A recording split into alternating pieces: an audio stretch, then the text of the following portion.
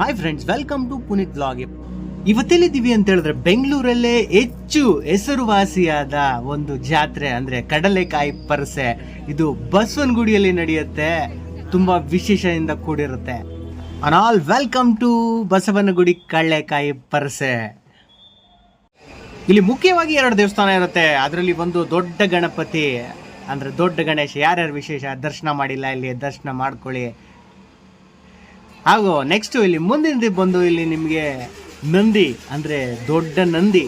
ಈ ಬೆಂಗಳೂರಲ್ಲೇ ನಿಮಗೆ ಸರೌಂಡಿಂಗಲ್ಲಿ ಎಲ್ಲೂ ಸಿಗದ ಒಂದು ಅತಿ ಎತ್ತರವಾದ ನಂದಿ ಇಲ್ಲಿ ಸಿಗುತ್ತೆ. ನಂದಿಯ ವಿಗ್ರಹ ಇಲ್ಲಿ ಪ್ರತಿಷ್ಠಾಪನೆ ಮಾಡಲಾಗಿದೆ. ಇದಕ್ಕೆ ತುಂಬ ಅಂದರೆ ತುಂಬ ಹಿಂದಿನಿಂದ ಇದಕ್ಕೆ ಆದಂಥ ಒಂದು ವಿಶೇಷತೆ ಕೂಡ ಇದೆ.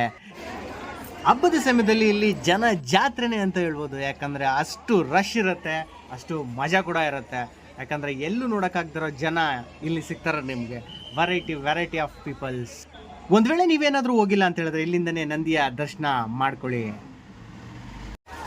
ಇದಾದಮೇಲೆ ನಿಮಗೆ ಸಿಗೋದೆ ನೆಕ್ಸ್ಟು ಇನ್ನು ಮಕ್ಕಳಿಗಾಗಲಿ ದೊಡ್ಡವರಿಗಾಗಲಿ ಅಂದರೆ ಲೈಕ್ ಎಂಜಾಯ್ಮೆಂಟ್ ಮಾಡೋದಕ್ಕಾಗಿ ತುಂಬ ವೆರೈಟಿಯಾದ ಏನನ್ಬೋದು ಈ ಜಾಯಿಂಟ್ ವೀಲ್ಸ್ ಆಗಿರ್ಬೋದು, ತುಂಬ ರೀತಿಯಾದ ಆಟದ ವಸ್ತುಗಳಿರ್ತವೆ. ಹಾಗೂ ಏನಾದರೂ ಪರ್ಚೇಸ್ ಮಾಡಬೇಕು ಅಂದವ್ರಿಗೆ ಇಲ್ಲಿ ಜಾತ್ರೆ ಹಬ್ಬನೇ ಅನ್ಬೋದು. ಯಾಕಂದರೆ ಕಣ್ಣಿಗೆ ಬೇಕಾದ್ದು ಹುಡುಕೋ ಅವಶ್ಯಕತೆನೇ ಇಲ್ಲ. ನೀವು ಹೋಗ್ತಿದ್ರೆ ನಿಮ್ಮ ಅಕ್ಕಪಕ್ಕದಲ್ಲೇ ನಿಮ್ಗೆ ಯಾವ್ಯಾವ ರೀತಿಯಾದ ಏನೇನು ವಸ್ತುಗಳು ಬೇಕೋ ಒಬ್ರಿಗಿಂತ ಒಬ್ರು ಕಾಂಪಿಟೇಷನ್ ರೇಟಲ್ಲಿ ಸೇಲ್ ಮಾಡ್ತಿರ್ತಾರೆ. ಸೊ ಆರಾಮಾಗಿ ನೀವು ಪರ್ಚೇಸ್ ಮಾಡ್ಬೋದು. ಇನ್ನೊಂದು ಅಂತ ಹೇಳಿದ್ರೆ ಇದನ್ನು ನೆನಪಾಗಿಯೂ ಕೂಡ ಇಟ್ಕೋಬೋದು. ಸೊ ನಾವು ಈ ರೀತಿ ಒಂದು ಕಡೆ ಹೋಗಿದ್ವಿ, ಅದರಿಂದ ಒಂದೇನೋ ಒಂದು ಪರ್ಚೇಸ್ ಮಾಡ್ಕೊಬಂದ್ವಿ ಅನ್ನೋ ಒಂದು ಸಿಹಿ ನೆನಪಿಗಾದರೂ ಏನಾದರೂ ಒಂದು ಪರ್ಚೇಸ್ ಮಾಡಿ ಬರ್ಬೋದು. ಆ ರೀತಿ ನಿಮಗೆ ವೈಡ್ ವೆರೈಟಿ ಆಫ್ ಅವೈಲಬಿಲಿಟೀಸ್ ಕೂಡ ಇಲ್ಲಿ ಸಿಕ್ಕುತ್ತೆ. ನಾನು ಹೇಳೋದೇನಂತ ಹೇಳಿದ್ರೆ, ನಿಮ್ಗೆ ಏನಾದರೂ ಫ್ರೀ ಟೈಮ್ ಸಿಕ್ಕಿದ್ರೆ ಇನ್ನೊಂದು 2 ಡೇಸ್ ರನ್ನಿಂಗ್ ಇರುತ್ತೆ. ಆದಷ್ಟು ಬೇಗ ಒಂದು ಸಲ ಆದರೂ ಹೋಗಿ ವಿಸಿಟ್ ಮಾಡಿ. ನಿಮ್ಮ ಫ್ಯಾಮಿಲಿ ಜೊತೆ ಹೋಗಿ ಖಂಡಿತವಾಗ್ಲೂ ನೀವು ಖುಷಿ ಪಡ್ತೀರಾ. ತುಂಬ ಅಂದರೆ ತುಂಬ ಚೆನ್ನಾಗಿರುತ್ತೆ. ಈ ಟೈಮಲ್ಲಿ ದೇವ್ರ ದರ್ಶನ ಮಾಡೋದು ತುಂಬ ಅಂದರೆ ತುಂಬ ಒಳ್ಳೆಯದು ಕೂಡ.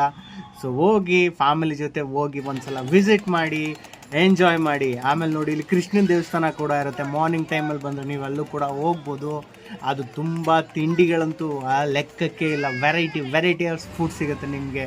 ಬಂದು ಆರಾಮಾಗಿ ಇಲ್ಲಿ ತಿಂದು ಫ್ಯಾಮಿಲಿ ಜೊತೆ ಟೈಮ್ ಸ್ಪೆಂಡ್ ಮಾಡಿಕೊಂಡು ಎಂಜಾಯ್ ಮಾಡಿಕೊಂಡು ಸೆಲೆಬ್ರೇಟ್ ಮಾಡಿಕೊಂಡು ಹೊರಡಿ. ಫ್ರೆಂಡ್ಸ್, ಇಲ್ಲಿ ಕಡಲೆಕಾಯಿ ಪರಸೆ ಯಾಕೆ ಈ ಹೆಸರು ಬಂತು ಇಲ್ಲಿಗೆ ಅಂತ ನಿಮ್ಗೆ ಏನಾದರೂ ಗೊತ್ತಾ? ಆಗಿದ್ರೆ ತಿಳ್ಕೊಳ್ಳೋಣ ಬನ್ನಿ ಒಂದು ರೌಂಡು. ಸರಿಸುಮಾರು ಒಂದು 500 ವರ್ಷಗಳ ಹಿಂದೆ ಒಂದು ಹಳ್ಳಿ ಸ್ಮಾಲ್ ವಿಲೇಜ್ ಇರುತ್ತೆ. ಆ ವಿಲೇಜ್ ಹೆಸರು ಬಂದು ಬಸವನಗುಡಿ. ಆ ವಿಲೇಜ್ ಅಕ್ಕಪಕ್ಕದಲ್ಲಿದ್ದು ಒಂದು 4 ಹಳ್ಳಿಗಳು. ಯಾವುದಂದ್ರೆ ಸುಂಕೇನಹಳ್ಳಿ ಹಾಗೂ ಗೋವಿಂದಪುರಂ ಅಂದರೆ ಗವಿಪುರಂ ಗುಟ್ಟಹಳ್ಳಿ, ಮಾವಳ್ಳಿ ಹಾಗೂ ದಾಸರಹಳ್ಳಿ. ಈ ಎಲ್ಲ ಹಳ್ಳಿಗಳು ಏನು ಮಾಡ್ತಿದ್ವು ಅಂದರೆ, ಇಲ್ಲಿ ಫೇಮಸ್ಸೇ ಅಂದರೆ ಒಂದು ಕಡಲೆಕಾಯಿ ಬೆಳೆಯೋದೇ ಇಲ್ಲಿನ ವೃತ್ತಿ ಆಗಿತ್ತು ಅವಾಗ.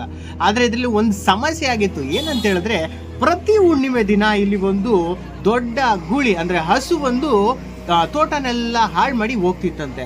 ಸೊ ಈ ವಿಚಾರ ಊರಿನ ಜನ ಎಲ್ಲ ಸೇರ್ಕೊಂಡು ಡಿಸ್ಕಸ್ ಮಾಡಿ ಏನು ಹಿಂಗಾಗ್ತಿದೆ, ಇದಕ್ಕೇನಾದರೂ ಒಂದು ಪರಿಹಾರ ಮಾಡಬೇಕು ಅಂತೇಳಿ ಒಂದಿನ ಏನು ಮಾಡಿದ್ರು, ಹುಣ್ಣಿಮೆ ದಿನ ಕಾಯ್ಕೊಂಡಿದ್ದು ನೈಟಲ್ಲಿ ಆ ಬುಲ್ ಅಂತೇನು ಹೇಳ್ತೀವಿ ಅದನ್ನ ಚೇಸ್ ಮಾಡ್ಕೊಂಡು ಹೋದ್ರಂತೆ. ಅದೇನಾಯ್ತು, ಬೆಟ್ಟದ ಮೇಲೆ ಹೋಗಿ ಇದ್ದಕ್ಕಿದ್ದಂಗೆ ಮಾಯ ಆಯ್ತಂತೆ. ಆ ಮಾಯ ಆಗಿದ್ದ ಜಾಗದಲ್ಲಿ ಆ ಬಸವ ಅಲ್ಲಿ ಕಲ್ಲಾಗಿ ನಿಂತಿತ್ತಂತೆ. ಆ ದಿನದಿಂದನೇ ಸೇಮ್ ಅದೇ ಡೇಟ್ಗೆ ಪ್ರತಿ ವರ್ಷ ಇಲ್ಲಿ ಕಡಲೆಕಾಯಿ ಪರಸೆ ಅಂತೇಳಿ ನಡ್ಸ್ಕೊಂಡು ಬರಲಾಗ್ತಿದೆ.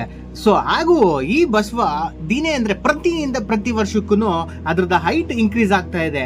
ಈಗ ಅದು 15 ಅಡಿ ಎತ್ತರ ಇದ್ದು 20 ಅಡಿ ಅಗಲ ಇದೆ. ಹಾಗೂ ಈ ವಿಶೇಷದಿಂದಂದು ಅಕ್ಕಪಕ್ಕ ರಾಜ್ಯದಲ್ಲಿ ಏನು ಬೆಳೆ ಬೆಳೀತಾರಲ್ಲ, ಆ ಏನು ಕಡಲೆಕಾಯಿ ವೆರೈಟಿ ಏನು ಬೆಳೀತಾರಲ್ಲ, ಪ್ರತಿಯೊಬ್ಬರು ಈ ದಿನ ಇಲ್ಲಿ ತಂದು ಇದನ್ನ ಇಲ್ಲಿ ಸೇಲ್ ಮಾಡ್ತಾರೆ. ಸೊ ಇದೇ ಇಲ್ಲಿನ ವಿಶೇಷ. ಈ ಯೂಸ್ಫುಲ್ ಇನ್ಫಾರ್ಮೇಶನ್ ನಿಮ್ಮ ಫ್ರೆಂಡ್ಸ್ ಅಂಡ್ ಫ್ಯಾಮಿಲಿಗೆ ಶೇರ್ ಮಾಡಿ, ಅವ್ರಿಗೂ ಇದ್ರ ವಿಶೇಷತೆ ತಿಳಿಸಿ. ಹಾಗೂ ಲೈಕ್ ಮಾಡಿ, ಸಬ್ಸ್ಕ್ರೈಬ್ ಮಾಡಿ, ಪಕ್ಕದಲ್ಲಿರೋ ಬೆಲ್ ಐಕನ್ ಕ್ಲಿಕ್ ಮಾಡಿ. ಹಾಗೂ ನೀವು ಯಾರ್ಯಾರು ಕಡಲೆಕಾಯಿ ಪರಸೆ ವಿಸಿಟ್ ಮಾಡಿದ್ರಿ ಕಮೆಂಟ್ ಬಾಕ್ಸಲ್ಲಿ ಕಮೆಂಟ್ ಮಾಡಿ.